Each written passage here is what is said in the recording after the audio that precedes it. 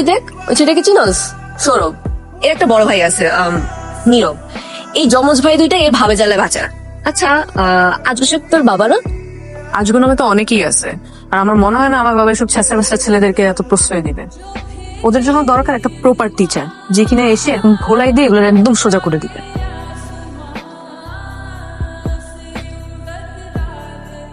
আপনাকে অনেক ধন্যবাদ স্টার্টিংটা অনেক সুন্দর করার জন্য। ঢুকেই নাকি একটা বখাটে স্টুডেন্টকে প্রহার করতে করতে তারপর আপনি আসছেন। আসসালামু আলাইকুম স্যার। এটা তোমাদের নতুন টিচার? আসসালামু আলাইকুম স্যার। ওয়ালাইকুম আসসালাম। ওর নাম হচ্ছে পারু। আমাদের স্কুল সেকশন থেকে এবার 3জন গোল্ডেন এ প্লাস পেয়েছে, তার মধ্যে ওর মার্কস হচ্ছে সব থেকে বেশি। কংগ্রাচুলেশনস।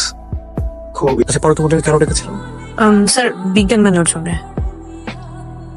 আচ্ছা আমি শুনলাম তুই নাকি সায়েন্স থেকে কমার্সে শিফট করতেছিস?